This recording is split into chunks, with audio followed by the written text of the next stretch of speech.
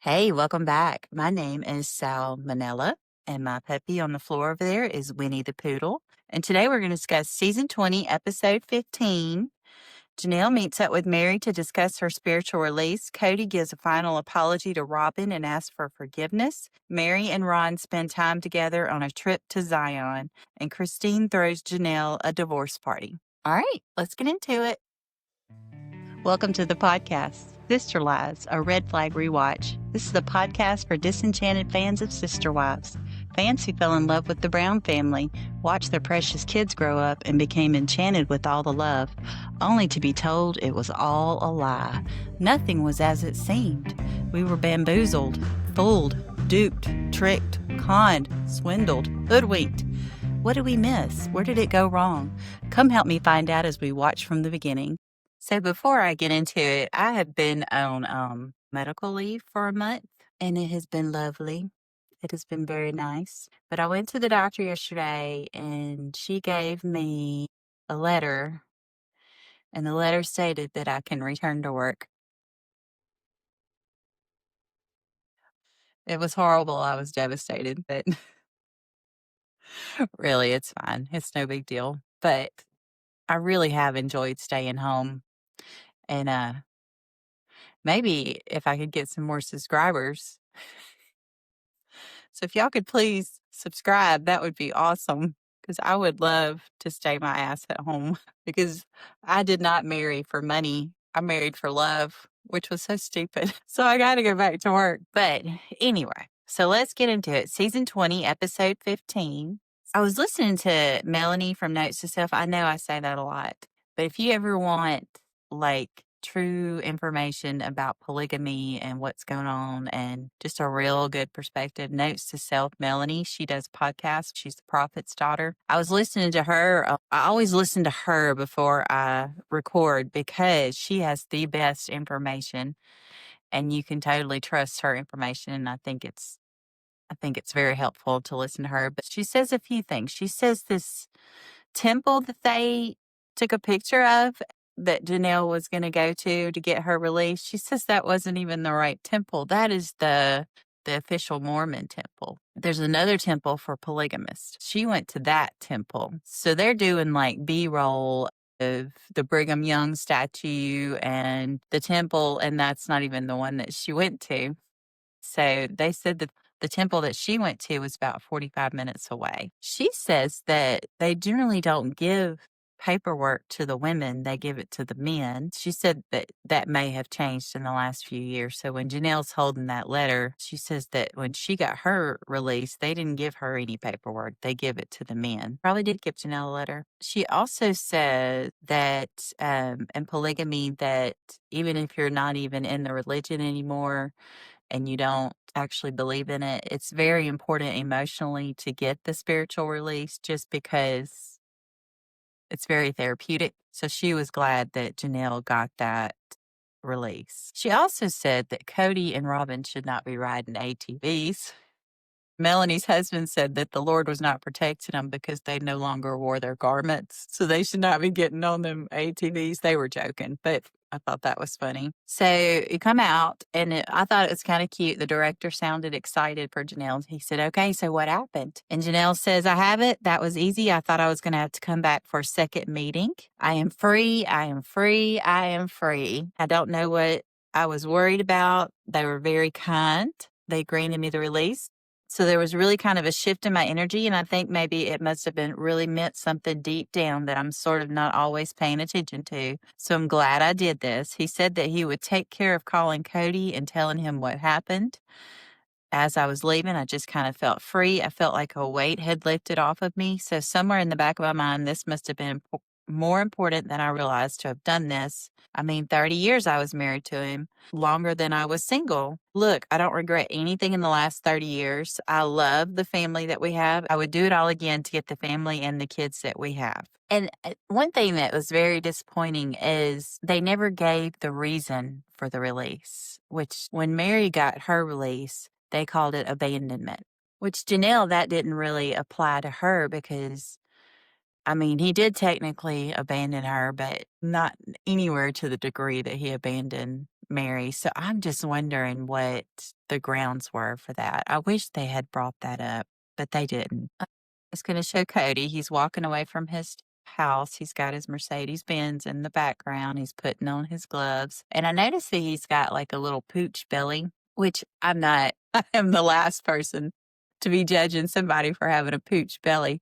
But I maintain to this day that when he went on Special Forces and everybody said he had six-pack abs, I took a picture. I'm going to try to find it again and I'll post it on my YouTube video. But if you looked real close, it looks like he shaved the hair on his belly to look like he had abs. And that is something that's done. I had to look it up. It's, hair contouring. I mean, it was pretty good. It looked like it. I believed it for a second. But then whenever they were doing the hostage situation in Special Forces, he had taken his shirt off and there was a up close look. It had been like 10 days he had been there. You could start to see some of that hair growing in and you could see that maybe we're not looking at abs. Maybe we're looking at his hair was contoured on his stomach. He says, Meri and I controlled our escalation so well. Meri and I ended our marriage with me helping her move to Parowan, and we ended in a great place. And it was a real healthy breakup. We went downhill from there so terribly. When we got together for this apology, it was hard. We realized a few things when we started to work together, not to trigger each other. And it shows him telling her, thank you for an absolutely fascinating and wonderful life experience. And it shows Meri saying back, it was, and there was definitely some wonderful moments. They're kind of saying that it was a good conversation. They didn't really address that she beat his ass with the olive branch that he extended. They didn't talk about that. And Kody says, now we're actually back to a good place where we can work together to be amicable in our divorce. Robyn and I are going to Cinder Hills. It's a sporting area. I've been through it before. I've never done four-wheelers on it before. He says, the last time we rode four-wheelers, there was a little bit of drama because Robyn and I were coming at each other and she swerved off and hit a bump. The four-wheeler stops and she kept flying. It shows the replay of Robyn coming off the four-wheeler, which I know this is awful of me, but I watched it about 4 times. He said she flipped over and she got a couple of real bad bruises, was sore for a while. When you come off a vehicle like that, and then he stops himself, he says, I won't speak of the evils that could have happened. Then it shows him back on the couch, and his hair changes about 2 or 3 good times. He's on the couch, and it's now like post-Special Forces, where it's all black and gray and it's short. And there's some scenes where it's long, blonde, and curly. So the consistencies here, they think because they can put Kody in the same yellow shirt that we won't notice that it's not the same Kody talking. And he's wearing a ring in the middle of his knuckle on his right hand. I'm not understanding what that's about. I tried to zoom in on it. You can't see it really well. I mean, it almost looks like a clotter ring. I don't know. But one thing I did want to mention is that statue of Brigham Young. Did you see Brigham Young's statue? Like, he just has the beard that's around the lower half of his face. There's no hair on his lips. So I wonder if that's something that Kody is striving for there. And they say that Brigham Young is pointing away from the Mormon temple and he's got his hand out and there's a bank right across the street. The people there say they make a joke about Brigham Young with his hand out to the bank and he's not even looking at the temple, but I thought that was interesting. And if he talks about helping Meri move one more time, just because you helped Meri move does not mean that she owes you the rest of her life. He keeps mentioning that he helped her move. He helped her move. He helped her move. And another thing, I'm all over the place today. I don't know why. Now Kody hair is black and gray. He did mention one time that he dyed his hair. But how long has he been dyeing his hair blonde? Because if it's black and gray now, that's probably his true color because it matches his beard. So I wonder when Kody stopped being blonde, how long ago that was. That's such a vain thing to do, don't you think? As manly as he says he is, worried about his hair being blonde. Okay, Robyn says there was such a difference in Kody since he's done his apologies. There's like a peace in him, and I have not seen this for a very long time.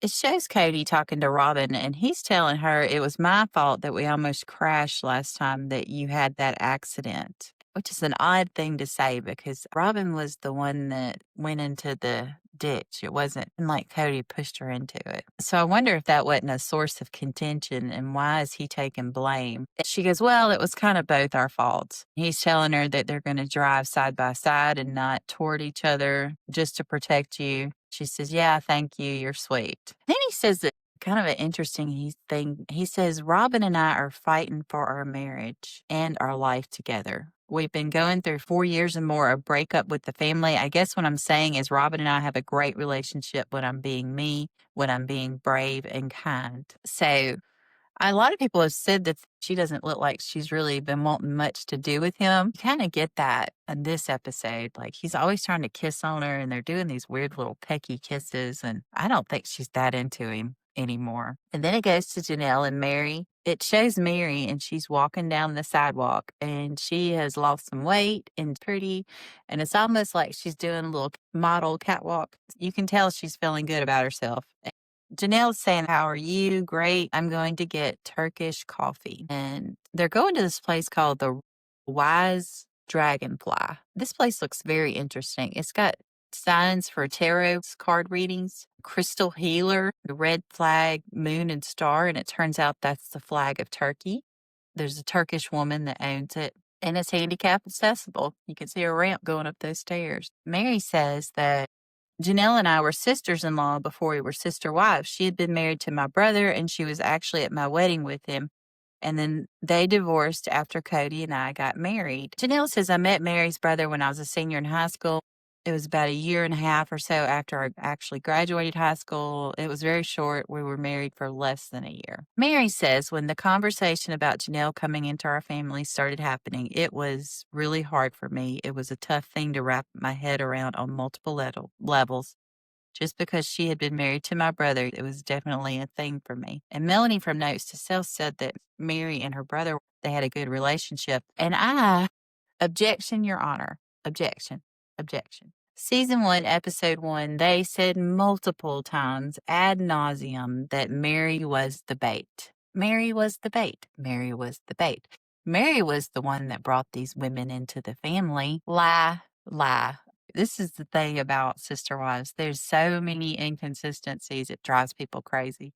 Does this sound like Meri brought Janelle into the marriage? She says, and I quote, when the conversation about Janelle coming into our family started happening, it was really hard for me. It was a tough thing to wrap my head around on multiple levels. Just because she had been married to my brother, it was definitely a thing for me. So they just lied. They just lie. And that's the whole point of this podcast. That's why I named it Red Flag Rewatch, because we are rewatching this and we are seeing where they lied from day one. Day one, they lied. So that tells you right there. And even Meri says later, I did not introduce Robyn to Kody. I did not introduce them. Even though the first season they talked about how she introduced all of the wives to Kody. They even made this joke that she was in mergers and acquisitions. Just a lie. Just a big fat lie.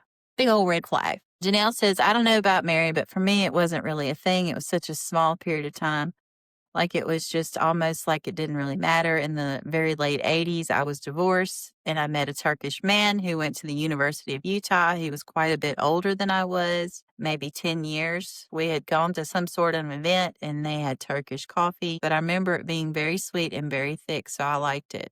So I thought, for a second, I thought we were going to get a story about her dating a Turkish man. But all she talked about was his coffee was sweet and thick. She didn't talk about him at all. I thought something was going to happen there, but it did not. She totally pivoted on that. So she didn't tell us nothing. She points out on the wall of the cafe, there's an award, and it says the best place to be divorced is one of those city awards that every city gives out. The best place for this, the best place for that, the best Mexican, the best hairdresser. My city does it too, but they said it was the best place to be divorced, which is a weird category. But it turns out that the real name of the cafe is Divorcee Cafe. And it's owned by a lady who does divorce coaching. And there's this whole paragraph beneath the award. And I'll put the picture up on YouTube if y'all want to pause it and read it. Basically, she does life coaching. And once a week, you can come up there for free. And they have like a divorce support group. Apparently, they do energy crystal healing and tarot card readings, and which, that's kind of fun. So I guess it really is the best place to be divorced. She's telling Meri about her spiritual release, and she says, "Yeah, they did it. It was very simple. I just went in, and he had already prepared the paperwork and signed it, and I signed it." Meri said, "How'd you feel when you walked out of there?"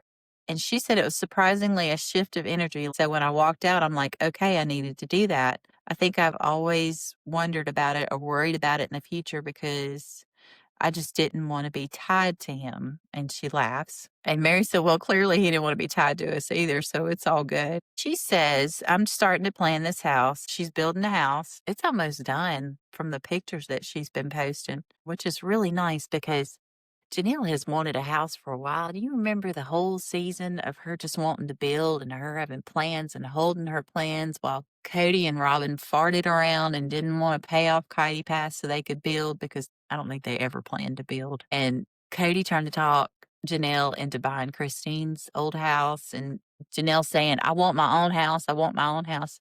So it's very good that she's finally got her house. I like that. She says, but I'm starting to plan this house. It's been really weird for me to choose like all the paint and I get to choose everything and all the decisions are mine. And Meri says, yeah, it is nice to make your own decisions. Janelle asks Meri, are you dating? And Meri says, well, I've dated around. So apparently Janelle doesn't follow Meri's social platforms because Meri does talk about dating every now and then. Remember Famous Amos and all that?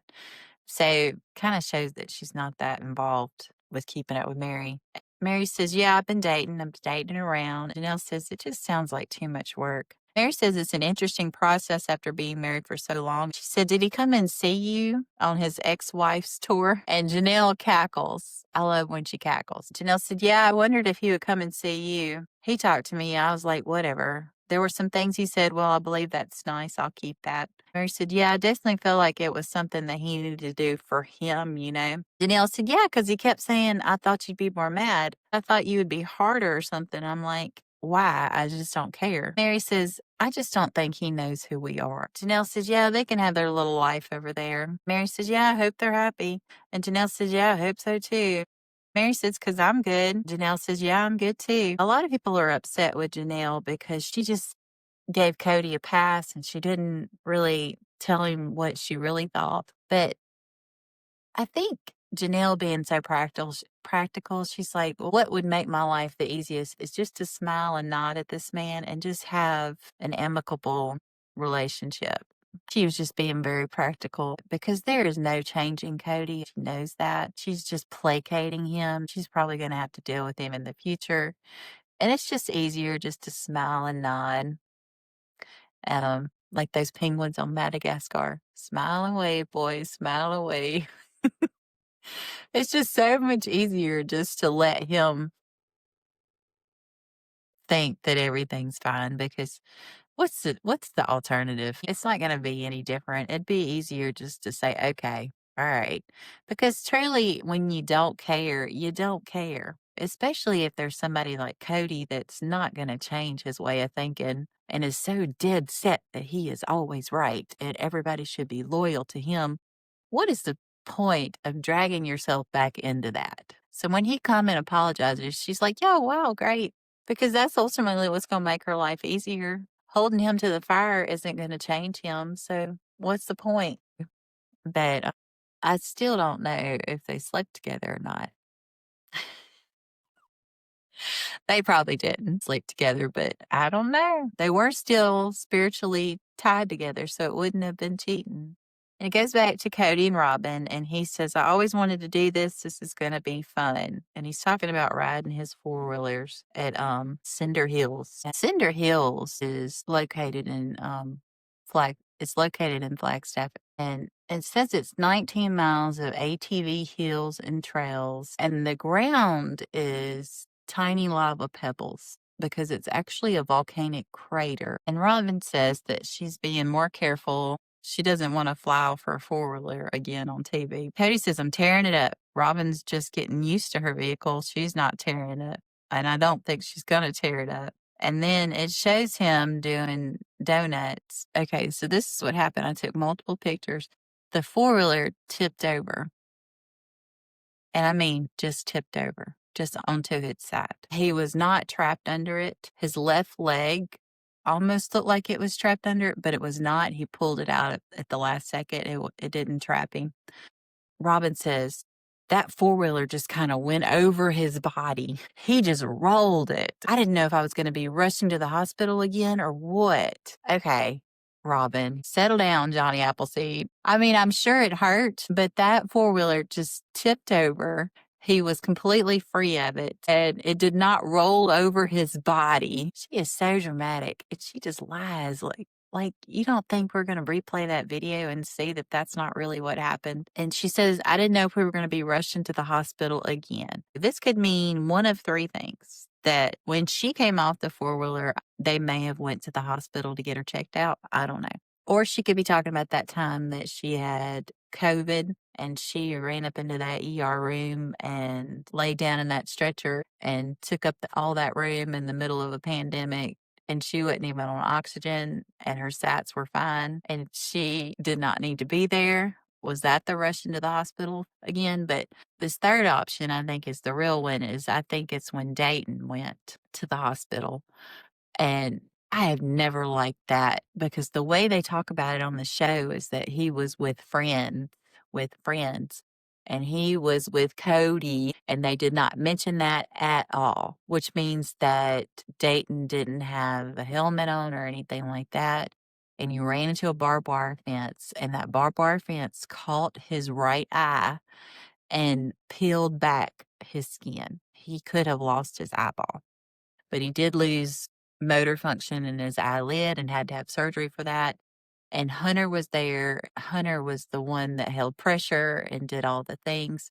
They don't talk about any of that because they don't want Kody's name tied to that. Him not wearing a helmet, I can't say a word about that because I had a four-wheeler growing up and I didn't even own a helmet. So I can't say anything about that. That just irks me, the way they did that, the way they tried to manipulate us into thinking that he could have been with his father or he was with friends. They almost tried to insinuate that it was the ex-husband's fault, which it turned out, I don't think they had insurance at the time on Dayton. They're horrible about that. Turned out that her ex-husband, as part of the divorce agreement, was responsible for half of all of his medical bills. Well, when you don't have insurance on somebody and your child gets hurt and has to have this extensive medical bill.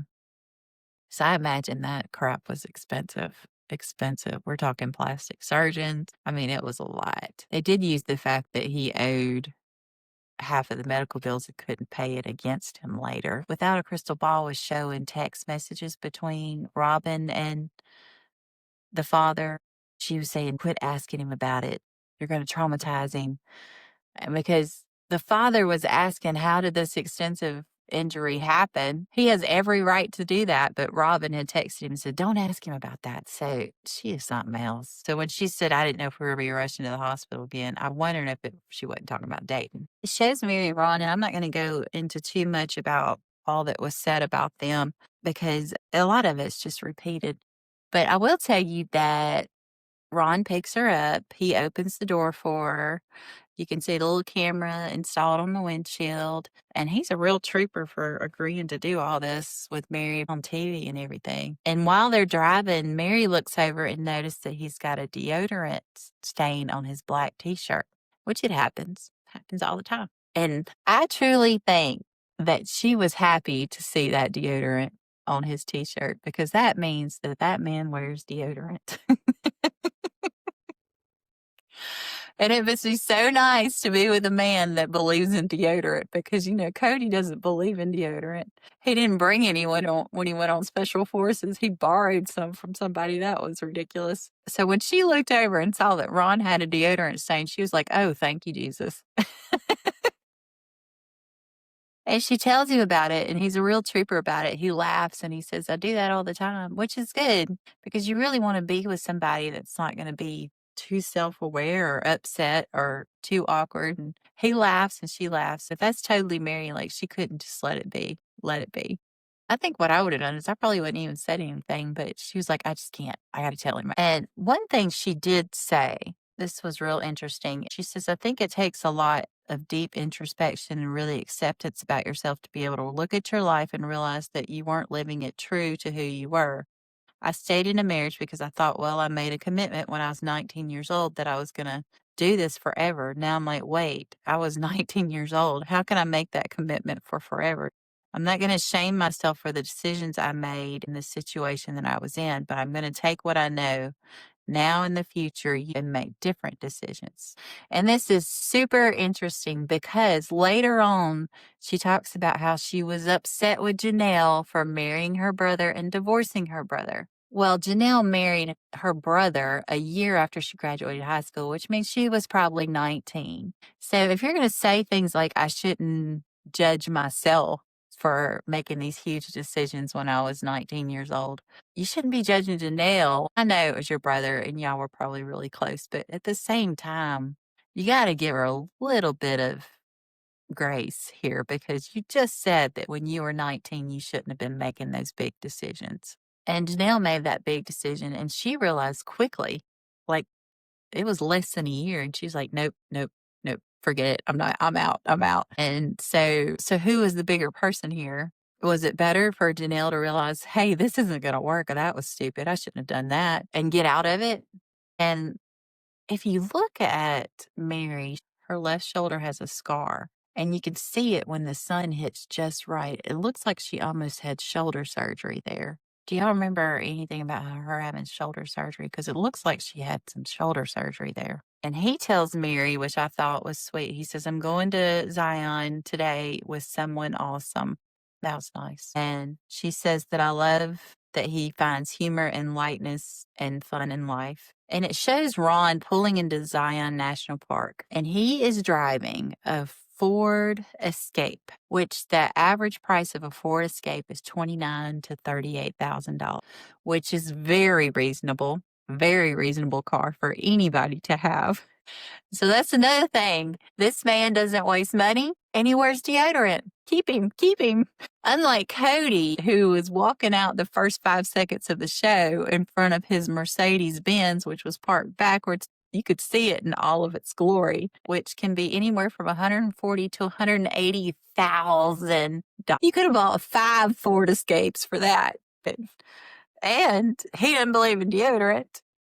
And he has to have gloves on his hands at all times. Did you notice that he put on brown gloves as he's walking out of his house and he's wearing black gloves when he flips that four-wheeler? This man walks around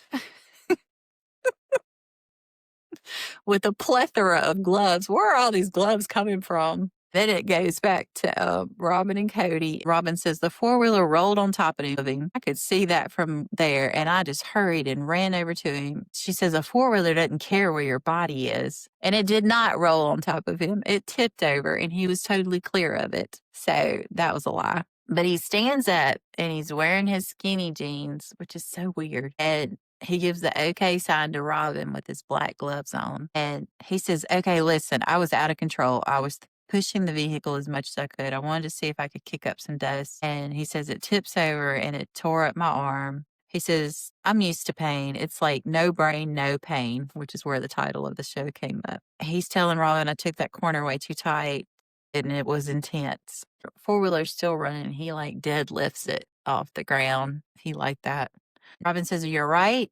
And he says, I'm great. He said, did you get hurt at all? He says, no, I'm just a little embarrassed. And then he looks at her and he says, your face is beautiful. And he kisses her. He's got so much ADD. And she says, somebody didn't listen to their own advice. I'm just glad he's okay. He holds up his arm. He says, I got some dirt in my wound, but it's clean dirt. It will build up my immune system. He says, that razor's edge is such a fun place to be, and I'm guilty of irresponsibility here. Robyn continues to lie, and she says, yeah, he had like a pretty good road burn. I mean, he just took off a couple of layers of skin on his arm. It shows his injury. If I were to chart that in a medical document, I would chart that as a 4-inch dirt smear. There is no blood. None.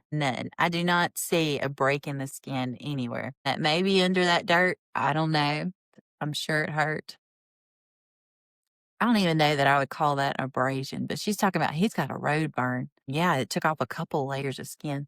Why is she so damn dramatic? Why does she do that? When everything's on video and we can see that it is not that dramatic. I mean, if he were to come to the ER, they would probably just rinse it off, maybe put some A&D ointment on it. I mean, she's acting like he needed stitches and all this other stuff. I have seen some road rash. I knew somebody that had come off their bike and slid on the road. And we're talking gravel, blood. I mean, it was horrible. But my gosh, there's road rash and then there's a 4-inch dirt smear. That's what we got going on right here. Kody says, I'm old enough to start being more careful, but I think because I haven't been hurt enough in anything but relationships, I'm still pushing that threshold all the time, trying to act like such a big man, riding on the razor's edge and pushing that threshold. And I just haven't been hurt enough to do anything different. I mean, why is he always talking like that? It goes over to Christine. They're throwing a divorce party for Janelle. It's very small. I asked Janelle about it. She's not into a big party, but I'm going to go ahead and throw her a divorce party. Janelle walks in with Carrie, her sister, which she's beautiful. She's got that movie star smile just like Janelle does. They could almost be twins. She also has Alice with her. Alice Goldstein is her publicist. I did not realize this until somebody pointed it out in my comments. She does PR work. And she also worked for Kody. I don't know if she still does it or not, but Alice, I'm not too impressed with your work. She seems like a nice enough person. And if you notice, the theme of the party is wildflowers, and they're all wearing like flowery shirts and flowery dresses. And Alice's dress is beautiful. I love her dress, but she really is pretty too. And I just really hope that her and Janelle really are good friends, not like a token friend that just shows up for TV. Anyway, but Janelle has on a dress, and that thing is low cut, low cut. I mean, we're talking some cleavage there. Christine says Janelle looks great. She looks happy. She looks content. She looks peaceful. Janelle tells Christine immediately, we're good. We're good. Talking about we got the release. And she says, I was so happy. I was so relieved. Christine tells her, now you have a divorce date, like a date you can celebrate. Janelle's like, yeah, I guess I do. I have a divorce date. Janelle says that Christine is a really good person to throw a party. Christine has got temporary tattoos. She's got flowers and they can make their own arrangement. She has a spicy bar with like all of these salsas with varying degrees of hotness. She says that we're going to see how spicy Janelle will get, which I thought was cute. If you look at the tattoos, I love the tattoos. A lot of podcasters are like, this is stupid. Those tattoos are ugly. Those tattoos were gorgeous. It made me want to go get one. But there's one on the table. It's a bluebird. I thought that was so cool. I wish I had been at that party. I would have that bluebird one. It was so pretty. I would come home covered in all them tattoos. I'd be like, which ones are y'all not getting? Because I'm going to put on the rest. Temporary tattoos when I was growing up were just like these black and white, a smiley face, a stick man. My gosh, those temporary tattoos have gotten so much better. It makes me want to order some. Janelle says, I think especially the last few years that I was in a relationship with Kody, I really did sacrifice some of the things I wanted to do for the sake of what I thought needed to happen with the family. Janelle says, I really truly have the ability to now kind of write a book, a new chapter, and I'm single. Yeah, I'm single. And she is very happy about that. But this girl ain't gonna write no book because I strongly suspect that she signed an NDA. And speaking of NDAs, James on My Take on Reality, he did a little video. He's very interesting. I like listening to him. He pointed out that when Kody was talking to his friend in that hotel room, and he made the comment that we were waiting on Meri to sign those other documents, plural, that he thinks that because Meri, Janelle, and Kody, and I've gone over this a million times, and I'm sorry, but I just have to say it again because it's going to come up in the next tell all and all that. They all signed the paperwork in January dividing up the land equally. It's court documents to that case. They didn't all sign at the same time. They even give different dates that they signed, but within a 2-week period, they all signed. Everybody signed but Robyn. And he thinks documents plural includes an NDA. It could say that she's not going to talk about Kody in a negative way, but he thinks the other document was that she would not pursue any more money from Kody, that this sale would be the end of her being able to obtain any more money from him. And because she wouldn't sign, Robyn refused to sign the sale, and she didn't sign it until March. So she was holding it over her head. When she does her big speech about, I'm sorry, I'll be the big fat rock in the way. I wanted to make sure everything was fair. She was talking about herself. She was not talking about Meri or Janelle.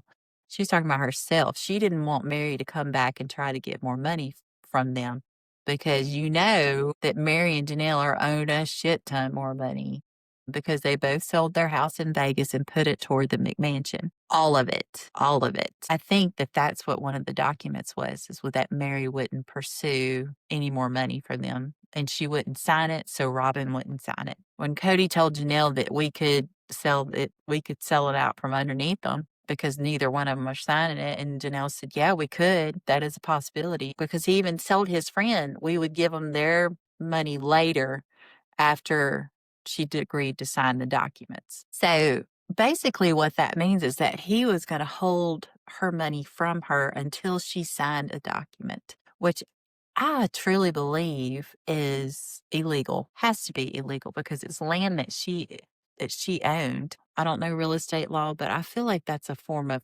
coercion where you're holding something from somebody that they're owed unless they do something. And there is such a thing called coercion. And I think that's a little bit of theft too. And also, why is TLC allowing their reality stars to make each other sign NDAs? Why are they even letting that happen? I would think if you own a reality show and you pay people, that they shouldn't be allowed to make each other sign NDAs because that is part of the reality that they're trying to cover up. Why is TLC letting that happen? I don't understand why Kody and Robyn are getting away with making people sign NDAs. TLC owns them, owns their program, gives them a paycheck that they depend on. Why are they doing that? So this whole storyline that we're going to get into about Janelle was trying to undercut Meri, y'all stop it. Stop it. That's just ridiculous. It's low and you're really stretching there. And we can all tell it's a lie, that that's not really what happened. And why don't y'all talk about the fact that they owe you money and then you're making people sign NDAs? And I think that's why these kids aren't talking about Kody, is he probably made all of them sign NDAs too. So there are NDAs everywhere. And I just don't understand why TLC is letting that happen. And another thing, have y'all had a good look at Danielle, Christine's sister? That chick looks just like Peyton. Ace and Caitlin on their podcast. You got to be careful because they're real raunchy, but they've got some good theories. And Ace actually bought Kody's old car, his first car. He bought it. He owns it. They kind of are really into this sister wives and they have a lot of good information. They were joking around. This isn't true, but they said that Christine couldn't have anything but girls, so they stole Danielle's baby. So Danielle is actually Peyton's mom because they look just alike. If Peyton was a woman, he would look just like Danielle. But I thought that was funny. But Ace and Caitlin said they stole Danielle's baby.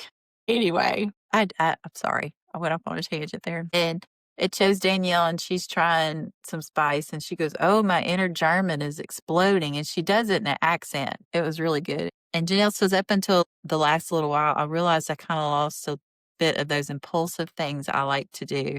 And they put a lion tattoo on Janelle's back. A lot of people go, well, that's tacky.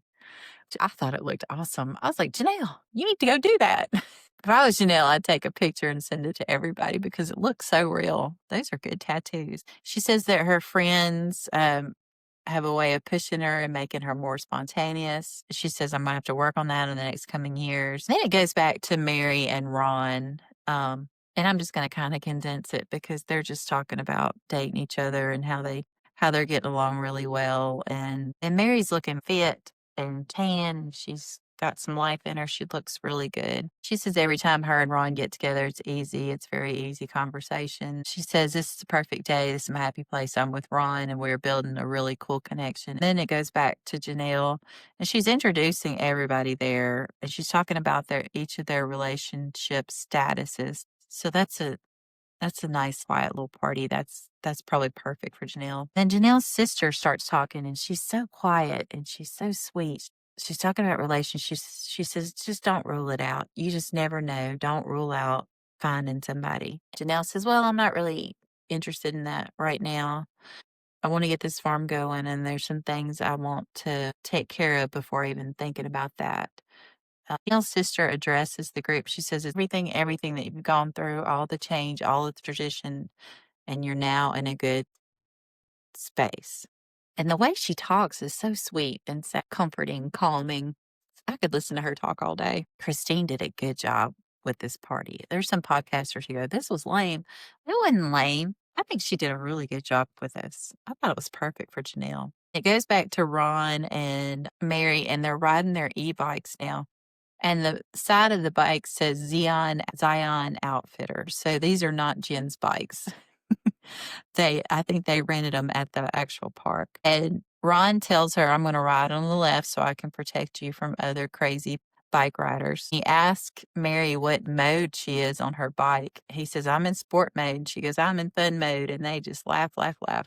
And it shows Ron, and he is like an inch or two over the yellow line, and there is a bus coming. And he gets out of the way in plenty of time, but the bus still honks at him. And so then they laugh about that. So Ron almost got hit by a bus. Kody laid over his four-wheeler, and Robyn said he was going to die, but Ron almost got hit by a bus, and they didn't make a big deal out of that. Then TLC says, okay, y'all done such a good job, y'all can have some ice cream. And so they get ice cream. Ron makes a joke that guy must have gave you more because mine's already gone. It's weird. And he's just cracking jokes there. And it shows Kody and Robyn. Robyn says, we go through these periods where he's back to himself and we are like who we usually are in our relationship. And it's really beautiful. And we're just having a good time. And then something will happen and he's kind of reverts to being the angry divorce guy. And so Kody looks at her and says, we're the one for each other, right? Which is an odd thing to say. He says, you're confident that I'm the one, right? He needs so much assurance. It's nauseating.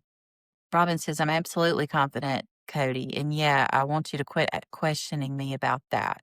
I think she's losing some patience. Kody says, I'm sorry I had to figure it out a second time. Robyn says, that's what divorce does. So your brain just scrambles you. It's a very toxic time. And Kody says, I almost want to say like a phoenix metaphor.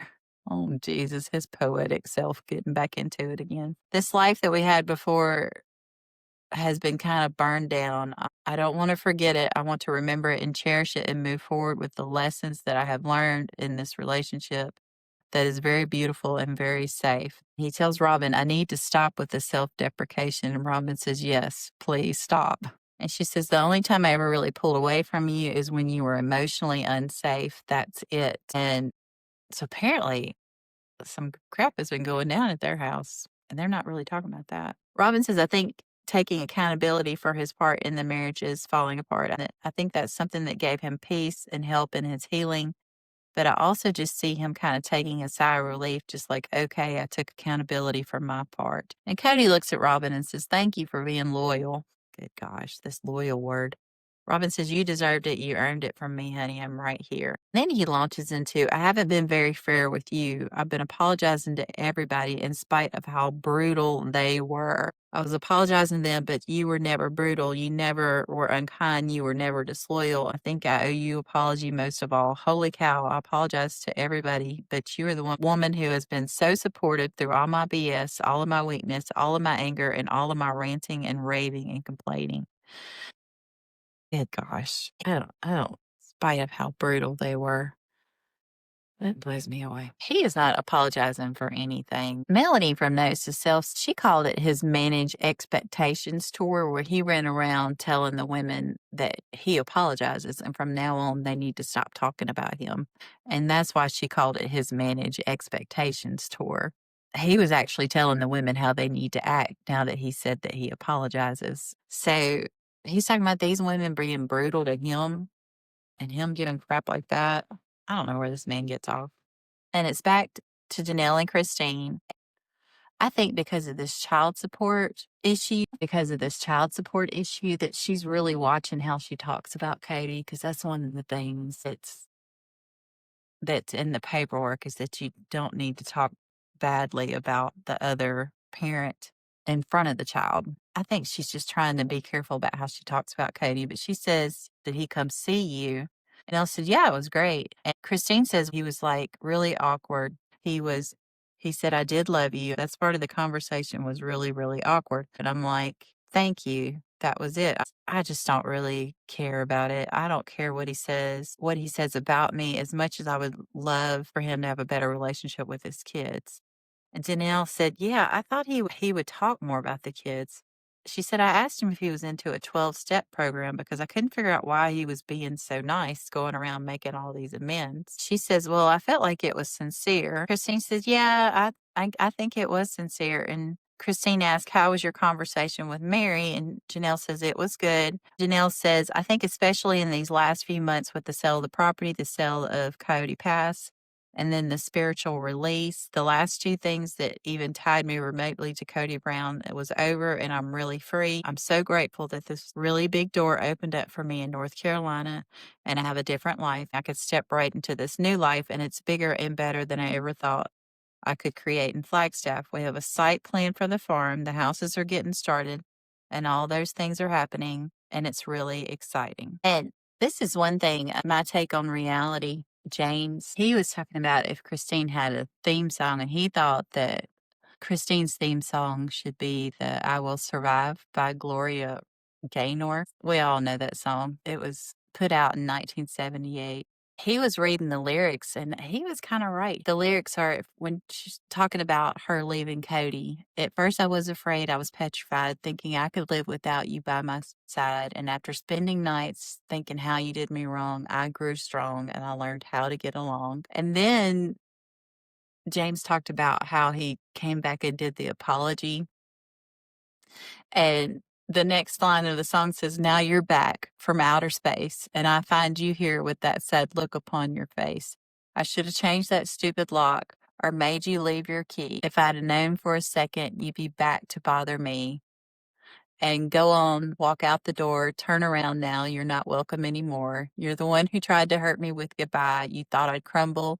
You think I'd lay down and die. It took all my strength not to fall apart, trying with all my might to mend my broken heart. I spent so many nights feeling sorry for myself, how I cried, but now I hold my head up high. Talking about she's with David now. As you see me, somebody new. I'm not that lonely little person still in love with you.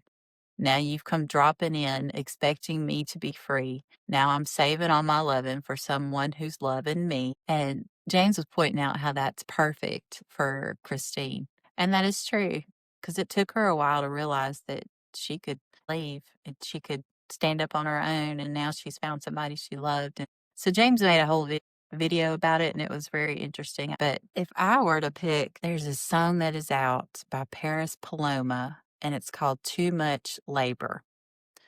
And if you haven't heard this song, it is so good. I'm older and I've got my set ways about music and what I like, but every now and then you hear a song and you're like, oh, that's a good one.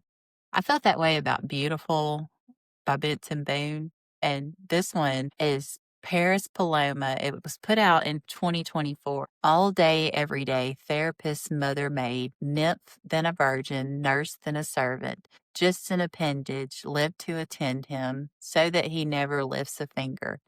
24/7, baby machine, so he can live out his picket fence dreams. It's not an act of love if you make her. You make me do too much labor. And that reminded me of Christine too, especially that 24/7 baby machine, live to attend him, nurse than a servant. That's a good song. Y'all should listen to that. Paris Paloma, too much labor. But anyway, I don't know how I got onto that, but those are some good songs that would be theme songs for both of them. It goes back to Kody and Robyn. Kody says, I apologize for not trusting you, but you have my trust. Robyn says, you have mine. You're always trying to do what's right. And this reminds me of let me see if I can find that. It's got Paul Rudd, and he's sitting at a table, and it shows him interviewing himself. I don't know. I just don't think there's anybody better. Really? You got it. You got it. Hey, thank you. Look at us. Hey, look at us. Look at us. Huh? Look at us. Say it again. Look at us. And then he's basically there. This reminds me of Kody and Robyn. I bet you they sit in that house all day and just talk about Look at you. You're great. No, you're great. Look at us. Look at us. Look at us. And so this is more of that. They're doing that here. She says he's always trying to do what's right, trying to apologize here. And you're so cool. They love each other and you're great. No, you're great. It reminds me of that Paul Rudd video. Robyn says you might kind of go off a little bit, but for the most part, you really try very hard to get it right. 100% feel like Kody meeting with his ex-wives and apologizing for his part was a good thing. I'm hoping and praying that will go a long way as far as any kind of healing, and we may be able to achieve a future as a family. And she says, the thing is, I always knew that you were going to get back here, get back to being safe. She starts crying. Kody says, thanks for believing in me. And he's crying too. There's something that I wasn't able to ask everybody else when I was apologizing to them. And he says, okay, do you forgive me? Robyn says, yes, I did. Yes, even when it was happening. Why didn't he ask the other wives, do you forgive me? And you know why, because he didn't care. He didn't care. It was for him. It wasn't for them. So he's asking Robyn, do you forgive me? Robyn says, there's a lot of charity I've had for you through it all because I have gone through my own divorce and I know how toxic it can get. Kody starts talking about himself again. He goes, yeah, that was a crazy time. That was scary. I can't tell if he's talking about himself or her divorce. They're both so narcissistic. Kody says, the apologies with my ex-wife is kind of a path that I don't see the future. I don't know. I hope we all want healing. I'm talking about just deep spiritual healing, and that's what I hope for. And he says, I thank you for being loyal. We can't go back after all the spilled milk and him and all these metaphors that he has. But it would just have been better to have broken up with Grace. I just hope that it's a step to a happier future with everybody. There's like these smacking noises and they're kissing on each other. Just weird kissing pecks. It's not like real lover kissing. Do you know what I mean? It's almost like two junior high kids kissing. It just doesn't look like a real romantic couple kissing the way they kiss. I don't need to be judging people on how they kiss, but it's just weird. And it goes back to Meri and Ron. She says, what we did today was fun. I feel like I know you better. And Ron says, we should go put our feet in the water. That would be good. And Meri's like, yeah, I'm down with that. They're walking in the water. And I walked in a lot of creeks. And walking in creeks is kind of scary because you're walking on smooth rocks and you could slip in a heartbeat. It's hard to get traction. And sometimes they might have some algae or something growing on. There's a creek that I would take my kids to all the time called Rocky Springs. I always made sure we had those pool shoes with some traction on them because it's so easy to slip down in those areas like that. So I saw them walking in that and I was like, don't fall, don't fall, don't fall. Meri says, Ron and I definitely have a connection. We both shared that with each other. There's a reason why we're in each other's lives. What the reason is remains to be seen. This is beautiful. She tells Ron, I'm so happy right now. And Ron says, I love that. She says that whenever I'm dating somebody, I find something about myself that I need to work on. It's a process, right? And they're just talking to each other. And Meri ends it with saying, I love that Ron's part of my life. I'm very excited to see what adventures Ron and I will have in our future. Who knows? Who knows? Then it goes to next time on, and it's a tell-alls. I think it's going to be multiple tell-alls. The next few things that it shows is probably the highlight of the rest of the tell-alls. This next 30 seconds is probably all that's going to happen in these tell-alls because I hope they let Suki hold Kody and Robyn to the fire a little bit, and I hope they call out their lies. I got a sneaky suspicion they're not going to do it. This is still a top money-making show for TLC. They're still trying to keep it going, and so they're still trying to give people the best light, which for us true Sister Wives fans is nauseating because we know the truth. We've seen it. We've been watching it for years, and they're just trying to give them the best edit, the best cut, and it's just like, come on. Come on, can you confront him or not? The first thing, Suki is talking to Meri and she says, tell me about Ron. You look happy, like really happy. She asked Meri if they kiss. Can I ask that? And Meri says, well, you can ask that. And Suki says, do you like him? And Meri says, yeah, I like him. Have you looked at him? He's cute. And she looks off into the crowd. So I'm wondering if he's not in the crowd somewhere. I don't know. And Janelle says there was no backdoor deal, which we all know. They need to totally address that. Kody says, it's like, what is it, Janelle? Am I Robyn's puppet or is she mine? So he must be talking about a conversation they had. And Robyn, I squinting, looking to the left, classic sign that she is lying and gaslighting. She says him and Janelle are talking about a backdoor deal where they sell the property out from under Meri. And the way she says it is just so mean. But I have to give Robyn some credit here. Her eyebrows actually look good. Did you notice that? They're not the crazy, weird, drawn on eyebrows that she usually has. Right here, they actually look good. And then Kody says, Janelle plays me all the time because I loved her and I might steal. And so that was interesting. And he says, I want her approval. So he might still love Janelle. I hope he doesn't pursue that. Christine says, this is the perfect example of why our family broke apart. And Suki asked, she's so messy here. She asked Jen. Jen's on the couch with Meri and says, do you feel like Robyn is submissive? And Jen says, yeah, I do. And I feel like that works for Kody. He goes over to Kody. He goes, Robyn's submissive. Suki's like, yeah, she used that word. Kody says, she's so full of shit. Back to Meri talking about there might have been some emotions involved with the fact that she used to be married to my brother.